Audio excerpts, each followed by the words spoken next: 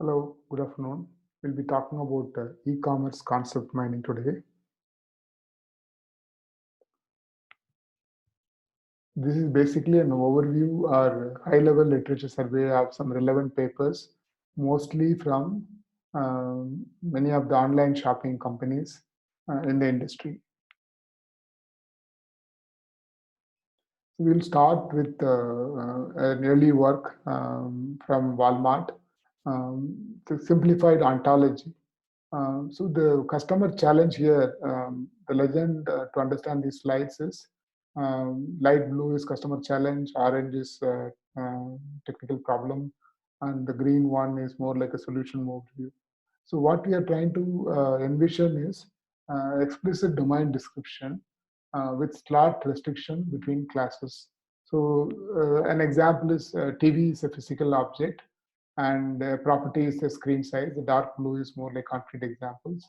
And the slot an attribute like screen size has restriction that it can only be a positive number.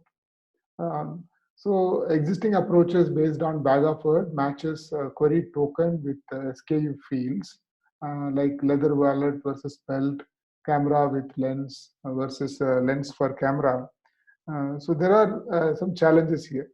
Basically, what is happening here is a semantic search can annotate or classify tokens in a customer's query to entities such as product, brand, etc. This can overcome limitations of bag of words methods, like returning irrelevant results because of its inability to understand what customer is looking for and thus settling for partial match, like a brown wallet versus black belt.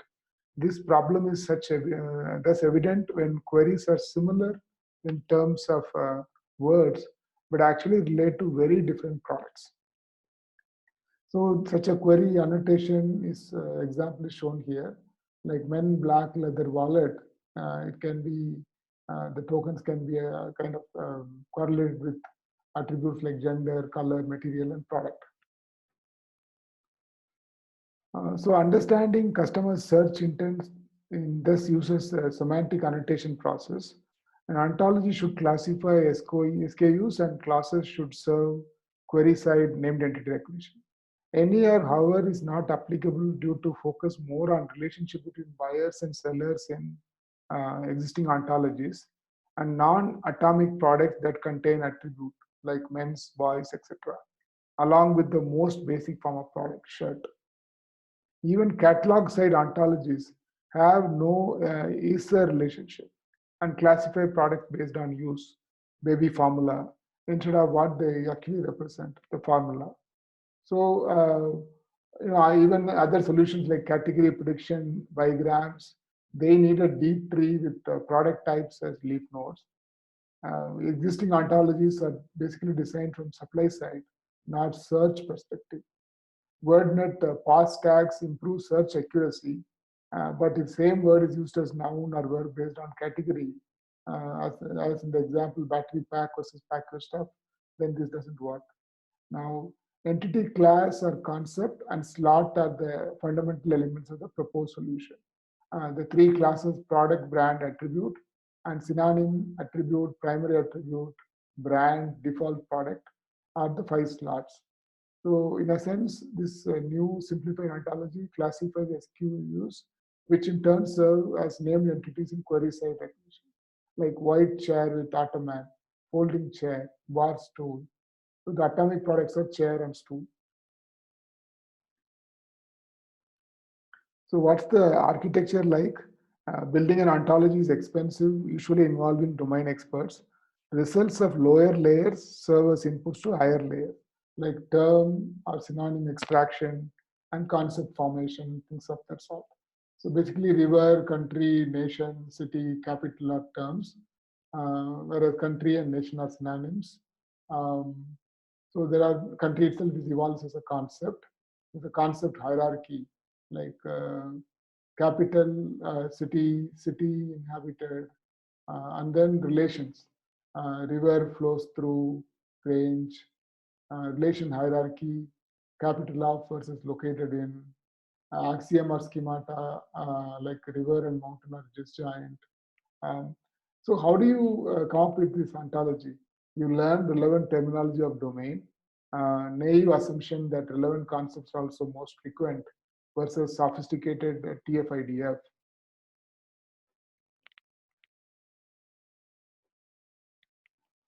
Distributional representation of words. Similar words share context versus semantic relatedness with WordNet or Wikipedia categories. Concept extension or lexical science referring to them. Induce, extend, define, refine ontology hierarchy. Relations could be domain or range. Transform natural language definitions into OWL description logic axioms. Building a domain-specific ontology, pruning an existing one with given corpus. So these are the various layers. Hierarchy can be built matching lexicosyntactic patterns, clustering different objects based on their feature vectors, and using phrase analysis, that is making use of internal structure of noun phrases to discover taxonomic relations. Relation labels or identifiers can be learned through word co-occurrences. So an example of just extracting these terms, so token graph, there are actually three methods. We'll start with token graph. It extracts relevant products from a customer search query, something like DKNY sleeveless dress white, applicable to any category without previous data. A bipartite graph maps customer query to a set of clicked SKUs, which in turn can be augmented with those items added to cart or bought. Weight of edge indicates strength of relationship and is modeled using number of clicks aggregated over a certain length of time.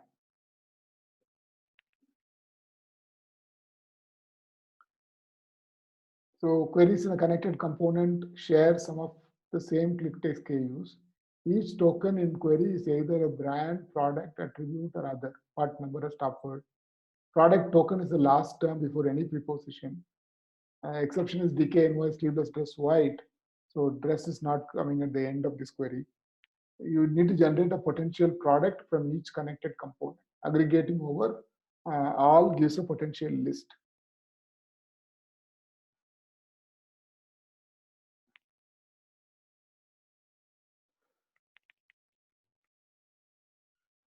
There's an alternative method, which is augmented graph. It uses local token information along with parts of speech tag.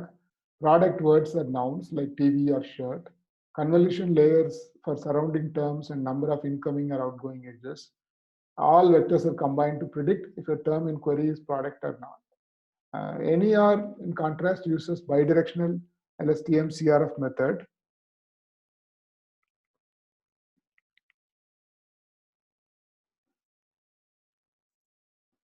In generating the product class.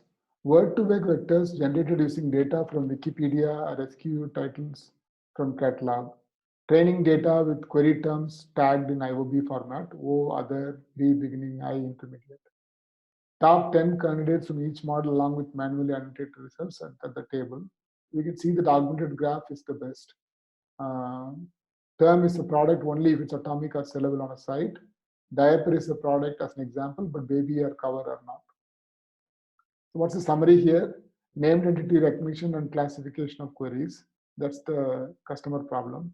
Supply or catalog side ontology is ill-suited for this. Example is shirt, underwear, men's and boys, cut and sewn from purchased fabric, except apparel contractors. Augmented graph method generates product classes using local token information along with parts of speech tags. It's better versus a naive graph or bidirectional LSTM CRF.